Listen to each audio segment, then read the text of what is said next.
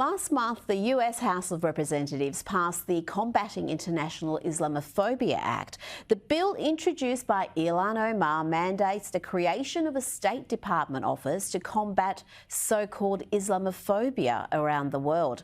Of course, that has seen concerns about whether that would criminalise legitimate criticism of Islamists and silence moderate Muslims in the Muslim world and in the West. To discuss this, I'm now joined by Iranian journalist, author and women's rights campaigner, Masih Alinejad. Masih, thank you so much for joining me tonight. Now, you've written about the issue in the Washington Post. What are your main concerns about Ilhan Omar's bill? I have to say that the main concern is that growing up under Sharia laws, I have experienced the brutality of Islamic ideology.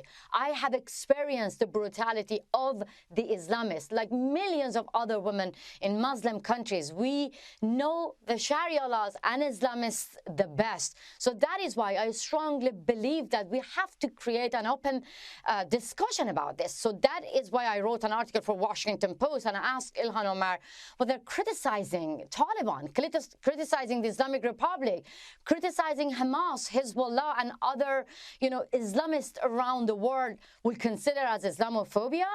And I have to say that phobia is an irrational fear.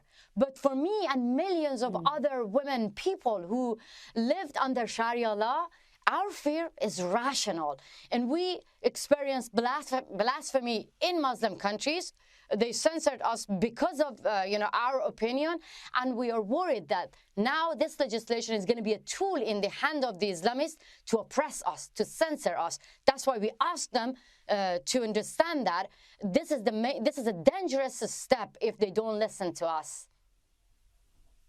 Well, yeah, it's almost like a quasi-blasphemy law in the West, and we've got blasphemy laws in the Muslim world, and they have not worked out so well. And you've experienced, like you said, that brutality yourself.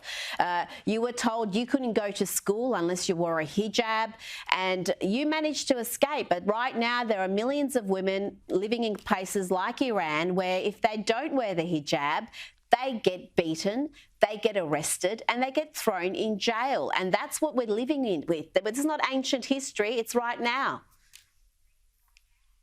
I mean, that's true. Look, right now that I'm talking to you, Sabah Kordafshari is only 20 years old. She received 24 years prison sentence alongside her mother. She's in prison right now, peacefully for protesting against compulsory hijab. Yasaman Aryani and her mother, they are in prison. But see, just a few international media even covered about their stories. Now we have World Hijab Day. Nobody cares about millions of other women who are fighting against Sharia laws and forced hijab. So that is why I actually invite Ilhan Omar to talk about this. She goes to different medias talking about Islamophobia, but she never, in my opinion, dare to sit with me and women of Afghanistan and hear their voice and their lived experience about Islamic laws. That is why I'm concerned that they're going to accuse us using this legislation, this bill, to censor us. For example, right now, women in Afghanistan, they're shouting in the streets. They want dignity and freedom. Taliban is not going to listen to them. The world is going to legitimize Taliban. But if they criticize now, saying that we are being hanged here, we are being beaten up here, we are being forced to marriage, is it Islamophobia? Because this is happening in the name of Sharia laws in Iran, in Afghanistan.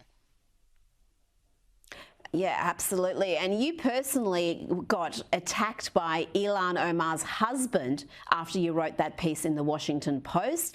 He sent out a tweet claiming that your objections to the bill were just due to the fact that you apparently don't like Muslims. What's your response to that?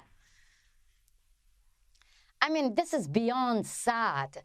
Because I wrote in Washington Post that my mom, all the female in my family, they wear hijab. I have a Muslim family, and I wrote on Washington Post that I love and respect them. How come? I mean, this reaction from Ilhan Omar's husband actually proved my point in Washington Post that if we don't vote for this legislation, we don't agree with Ilhan Omar, then they can accuse us of Islamophobic. Believe me, this is beyond sad, and I have experienced that a lot of time. The Islamic Republic accused us. They put us in jail. They arrest us. They hanged us. They lashes us because we criticize them. And now I'm using freedom of speech in the U.S., writing for Washington Post, and I'm being bullied and harassed by Ilhan Omar's husband. I call on Ilhan Omar herself, stand up and accept to have a debate with women who have, experienced Sharia laws. You live in America. You are, part of the establishment. But if you just take off your hijab, non-Muslim women cannot even live in Iran. They don't even exist in Iran or Afghanistan. They will be beaten up and kicked out from their homeland. So here in America, we have to talk about this. Don't send your husband to bully me. I'm under threat, receiving death threat every day. I was the target of the Islamic Republic. They were trying to kidnap me from New York, and all the congressmen condemned that, but none of the Democrat congresswomen. That is beyond sad, and that is why I tell them, do not keep us silent. Let us talk. We will continue talking against Islamic ideology. Has Ilhan Omar, to your knowledge, ever spoken out about the plight of women in the Muslim world, or women like yourself who are targeted when you speak out against these issues? Right now, you're leading a viral campaign called Let Us Speak about the struggles women face under Islamic rule. Tell us a little bit about the campaign and whether women like Ilhan Omar have ever been advocates. To be honest, when I launched the campaign, Let Us Talk, I didn't expect that many women from the Middle East going to join this campaign. That actually shows you that we are frustrated because we actually escaped from our homeland to come to the Western country to express ourselves. We expected people like Ilhan Omar to understand that as an immigrant, that this is our lived experience. No, never she supported us. And I have to say, several times I called on her when my brother got arrested, when my mother was interrogated, when women of my campaign got arrested in Iran.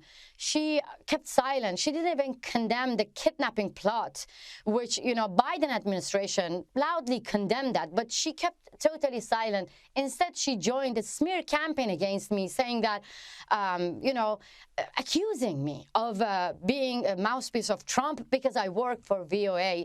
VOA now is under the control of Biden administration. So my dream is to be in my own homeland. But my government kicked me out. So I expected her to welcome us, to have a debate with us. She didn't support us. But I have to say, women in the Middle East, whether we get support from people like Ilhan Omar or not, we know that we cannot be silent. We're not just talking because of ourselves. We want to save the rest of the world from Islamists, from Islamic ideology, because we know that Islamism is like coronavirus, even more deadlier than this, and it's going to infect the rest of the world. You are doing some incredible work, and you're doing it at personal cost. I know that. I know you don't speak often about the hate, the death threats you face. You mentioned before the attempt by the Islamic Republic to kidnap you and take you back to Iran. That we covered that last year on Sky News, and you keep doing this work. It takes incredible courage. The campaign is Let Us Talk.